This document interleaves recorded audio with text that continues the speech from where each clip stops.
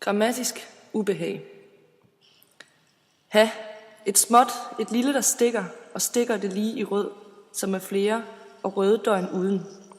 Og alene uden, med ting med blanke med rød, med berøring af blank, blank mod hånden, og kolde hånd håndræk.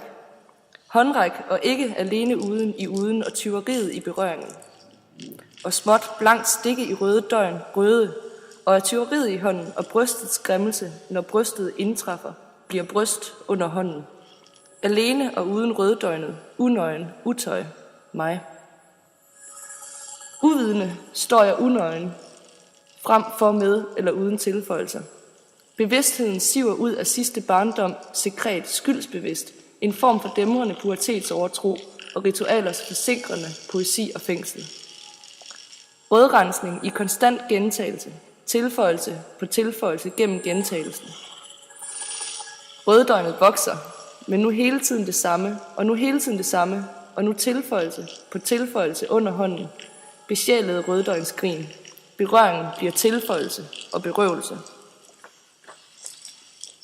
Hvad er det kroppen ikke forstår?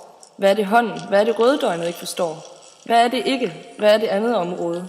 Anden rørelse, kroppens fortsatte, upåvirket, kroppens stedige ønske, kroppens ikke-møde med kroppens krop, med kroppens andet, med katastrofens udenfor og med hændernes hænder i slavetilstand, bevægende fortsat.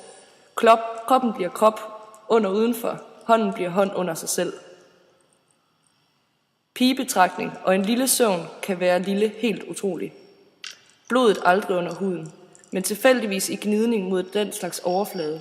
Røddøgnet i indre spejling i blot endnu en bekræftelse af gentagelsen. Rundt og fuldkommen uinteresseret, efterladende spor, der også er ligeglade. To, som er en og en mere, som er håbet om den relations ømme overkommelige afstand.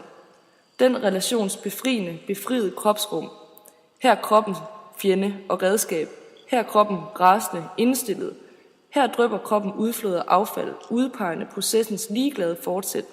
Selv i et tidløst rum, stadig kroppens månedlige udskilning, stadig dens fingeraftryk i trussen og på lårenes sider, og hvor som helst udstødende lort og potentiale symboler.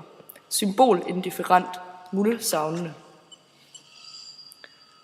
Fordi en sansning, der står klart i erindringen, fordi sprællende under sin egen erindring, fordi parken i bogen var rørende, fordi nogen turer, fordi rød er gennemtrængende.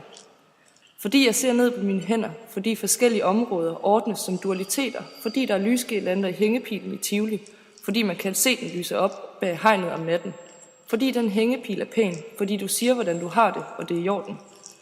Fordi det træ ikke længere er træ, fordi rød er gennemtrængende.